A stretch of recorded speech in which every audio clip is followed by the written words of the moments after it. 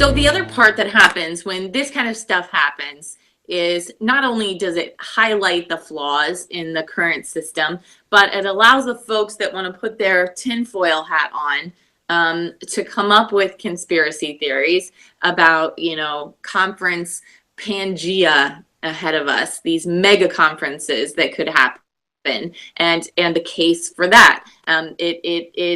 It allows people to assume that there's an SEC bias for those who are broadcasting the games. It allows for people to wonder what the criteria is on the committee and what they're actually hiding and who is on this committee and the hard part is, as an Ohio State fan, like you mentioned, my reaction when I saw this selection, my joy of watching my team, because I've been a college football fan for many, many, many years. I'm not someone that just started magically yesterday following college football. I've been following college football my entire life. I've been a fan my entire life. The Big Ten championship has been a big deal my entire life. It's still a big deal to Urban Meyer. It's still a big deal for their goals. And I had such joy watching them with their football and their fireworks and confetti, and just watching them celebrate as a team that's been through so much and has fought so hard. The joy was immediately erased. And not because of that the Ohio State didn't make the playoff, but who actually did. And that's the hard part for me to swallow, is that I didn't have any real cushion for me to be able to enjoy. And there were people who texted me saying, "Oh, I'm sorry about Ohio State." You know what? I'm not, though. I'm still wanting to celebrate Ohio State's Big Ten victory. And this is not a concession for the playoffs. This is something that I would like to enjoy and celebrate, and I would like for the team to be able to do so as well. So would you feel the same way if USC would have been selected? I don't think so. I can't say for sure. I don't think so, and it's only because at least it was from a different conference. Is that we had 4 conferences at least at that point having been represented instead of 2 from one conference, and that would probably be the only real. I mean, obviously, I still would want Ohio State to win it, but that would be the only thing that would make me feel better over Alabama being chosen.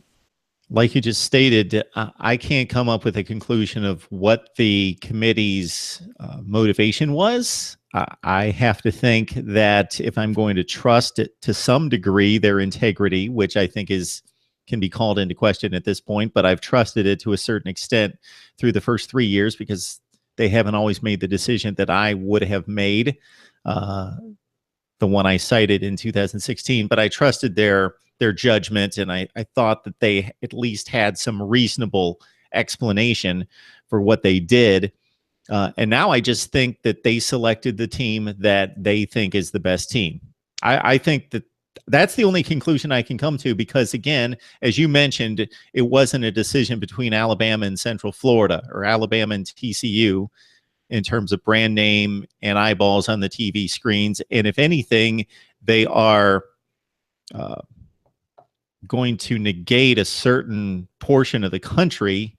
The hardcore college football fans are going to watch, but a lot of people are going to tune out when there's not equal representation across the country. That's already been proven in the TV ratings for the first 3 years, that when there was more diversity out there, that the ratings were better. As they should be. And you're right, that the reason that you feel that way is because that's what they're telling us. That's what the committee, anyone that's represented the committee, has come out and said, our job is to get the 4 best teams on the field at all times. And they thought that Alabama was just the better team. Well, show me how. That's what I want to know. I want to know how you reached to the point. I want to know what made you decide that Alabama was the better team. And I've heard, other, again, like conspiracy theorists and the talking heads like you and I say, well, do you think that Alabama would have gone in and lost to Iowa and given up 55 points. There's no way to have known that. There's absolutely no way to have known that. Yeah, the only thing we know is what the results were for 12 games for each team or 13 games for Ohio State. And so all we know is that Ohio State lost a bad game at Iowa. They lost by 2 scores to Oklahoma, but they're arguably the best team in the country. And Alabama lost by 2 scores to Auburn. And so Alabama would have, in my estimation, I think it's pretty clear, if all they did was play 2 games and 1 game, and that was the season, Alabama played 1 game and Ohio State played 2 games, that Alabama has a much better resume.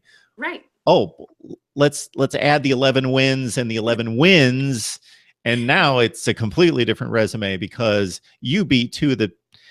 What's funny is they're not just considered 2 of the 10 best teams in the country, but according to the own college football playoff committee rankings that they built, they're saying you beat 2 of the best 9 teams in the country. Not somebody else's rankings.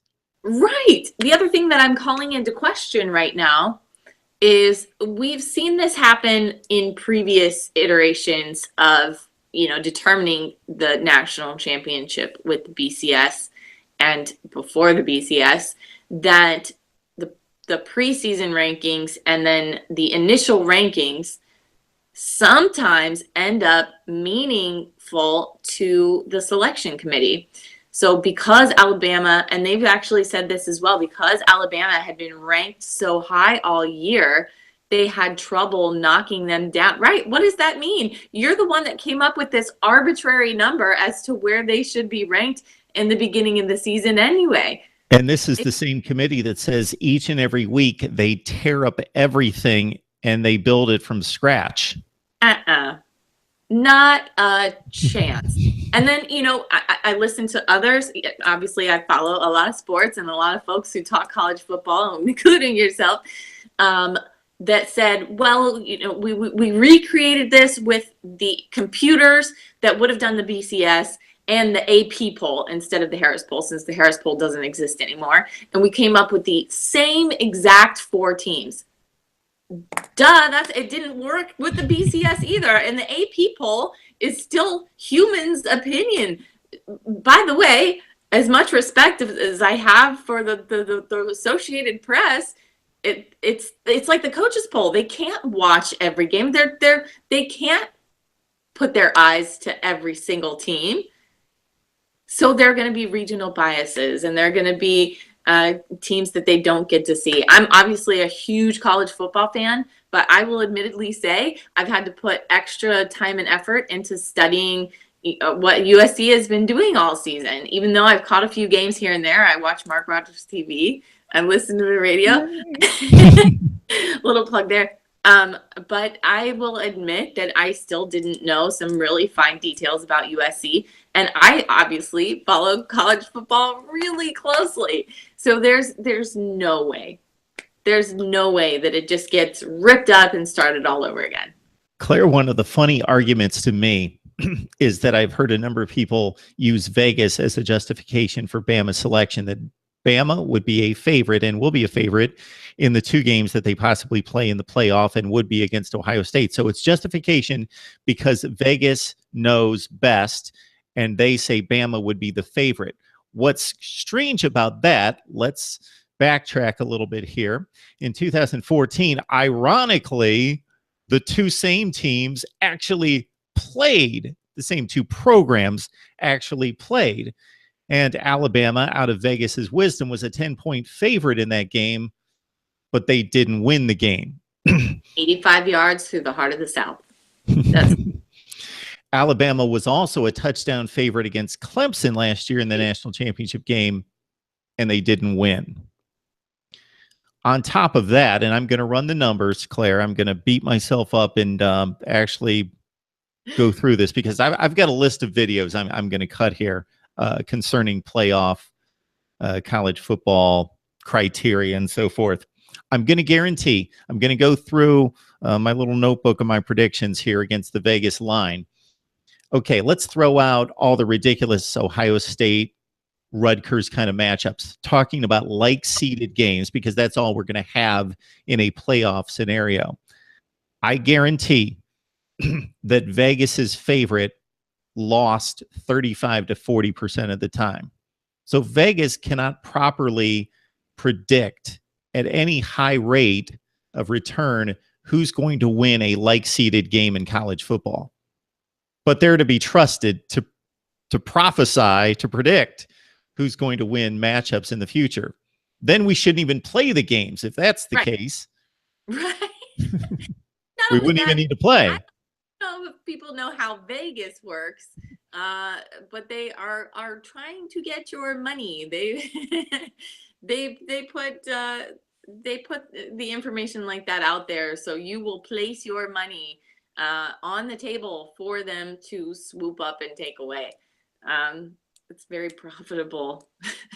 It's a very profitable business, college football, and it's not something that we should be measuring one team's talent versus another by any stretch of the imagination. Ohio State was favored to beat Iowa. That I mean, if we really want to make those comparisons, that's obviously that no one predicted that blowout happening. Ohio State was favored to beat Oklahoma.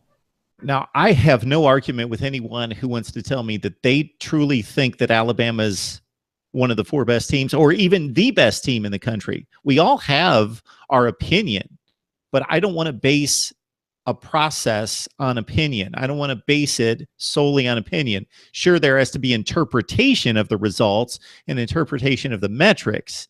That comes into play, of course. But this is who I think. I had somebody that I actually know, but also they tweeted at me. They said, "Okay, Mark, look me in the avatar and you tell me that you think Ohio State would beat Alabama." And I said, "You are proving my point. This is how you're proving my point, by just asking me this question. It shouldn't matter what I think, and it shouldn't matter what they think.